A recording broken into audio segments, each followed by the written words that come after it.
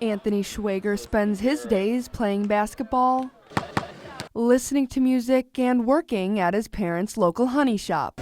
That makes him happy and helps him forget he's different. But there is still one word that he says sets him back. Well, obviously I don't think it's right because there's other words you can use. He's talking about the word retarded. I mean, how would you feel if someone used that word towards you?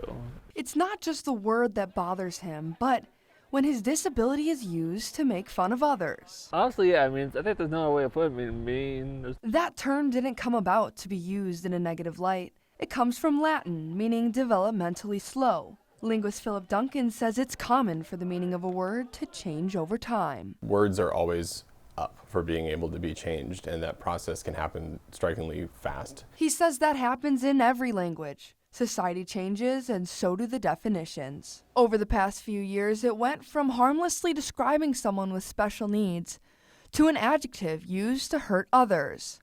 And even the Black Eyed Peas found themselves guilty. The chorus originally uses the R word. They remixed it about a year later to say, "Let's get it started." Now, music ties into the development of words in an interesting way. Some artists use the N word in albums like this one, which then leads people to be singing along with their friends, forgetting how offensive this word really is. This phrase came about in the 18th century. It was used to refer to African Americans in a negative way.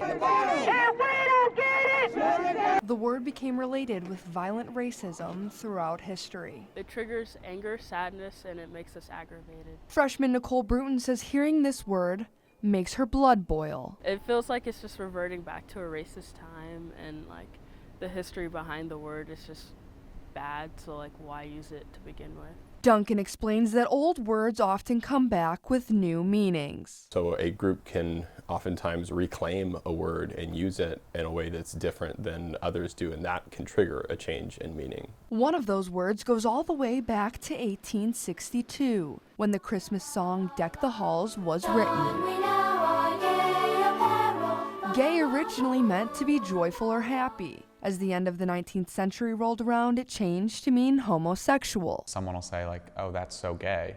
Now it's 2019 and Caleb Rich is shocked by the change in meaning. I think it is crazy that the word used to come from such a happy place and now it's used in such a negative light. These three words changed drastically throughout history. Duncan says they'll most likely continue to change, but all at their own pace. Even words like that, they don't always change at the same rate. Different times, backgrounds, and different meanings. But Bruton wants you to be more mindful. Think before you speak. Schwager wants you to understand him. I'm different, unique, but don't use that word. And Rich simply asks you to pick a different word. It literally takes 2 seconds to think of a different word to use. In Lawrence, Keely McCormick, KUJH News.